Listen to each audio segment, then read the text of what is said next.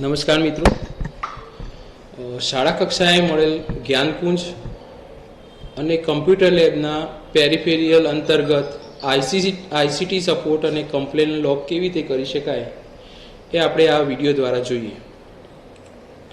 તો આપણે SSA Gujarat portal ખોલી તેના પર આઈસીટી સપોર્ટ પર ક્લિક કરીશું. ક્લિક કરતાં આપણને આ ટાઈપનું આઈસીટી સપોર્ટનું લોગિન પેજ ખુલી જશે. ત્યાં આપણે આપણી શાળાનો ડાયસ કોડ અને સીટીએસમાં જે પાસવર્ડ આપણે વાપરીએ છીએ એ પાસવર્ડ અહીંયા એન્ટર કરશું. કેપ્ચા લખી લઈશું. ત્યારબાદ આપણે લોગિન આપશું.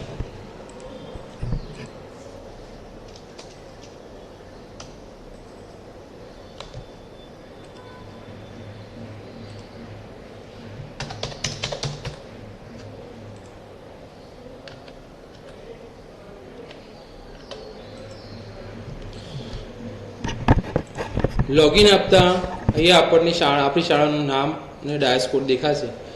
તો અહીંયાથી આપણે કમ્પ્લેન લોગ કેવી રીતે કરવી અહીંયા જોઈશું. તો રેઝ કમ્પ્લેન કેલ પર ક્લિક કરી અહીંયાથી કમ્પ્યુટર લેબની હોય તો આઈસીટી લેબ ઉપર ક્લિક કરીશું અને સ્માર્ટ બોર્ડ એટલે કે જ્ઞાનકુંજ અંતર્ગત હોય તો એની કમ્પ્લેન અહીંયાથી કરીશું. તો કોઈ આપણે જ્ઞાનકુંજ અંતર્ગત સ્માર્ટ બોર્ડનો પ્રોબ્લેમ હોય તો આપણે અહીંયાથી સિલેક્ટ કરીશું. તો એના લગત આપણને કઈ કંપની દ્વારા કઈ એજન્સી દ્વારા આપણને આ પેરિફેરિયલ આપવામાં આવેલ છે એનું નામ બતાવશે. ત્યારબાદ આ ડિવાઇસ સાથે આપણને જુદા જુદા નામ મળેલ લેપટોપ, સ્પીકર એ બધું અહીંયા બતાવશે. એમાંથી આપણે આપણી જે લખતું હોય ઇન્ટરેક્ટિવ ફ્લેટ પેનલ હોય તો ઇન્ટરેક્ટિવ ફ્લેટ પેનલ આપણે વ્યૂ સોનિક ક્લિક કરશું. અહીંયાથી સિલેક્ટ ઇશ્યુ. તો શું ઇશ્યુ છે? પાવર પ્રોબ્લેમ છે, ટચ સ્ક્રીન પ્રોબ્લેમ છે, ડિસ્પ્લે ઇશ્યુ છે, connectivity issue, audio issue, pen and writing issue, software operating system issue, remote control button issue, calibration and alignment issue, external device compatibility issue, other વગેરે. જો આ સિવાય આપણને કોઈ issue ખબર ના પડે તો આપણે અધરની અંદર અહીંયા એન્ટર ઇશ્યુ આપણે અહીંયા લખી શકશું. ત્યારબાદ અહીંયા આપણે કયા સમયે એન્જિનિયર આવે ત્યારે આપણે કયા સમયે અવેલેબલ મળશું, દાખલા તરીકે 8 થી 12 કે અથવા 12 થી 5ની અંદર, તો એ પણ સિલેક્ટ કરશું.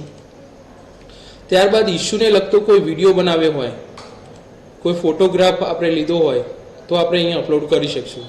આ ઓપ્શનલ છે, જો નહીં હોય તો પણ ચાલશે. અહીંયાથી તમારા આચાર્યશ્રીનું નામ હશે, અહીંયા ફોન નંબર હશે.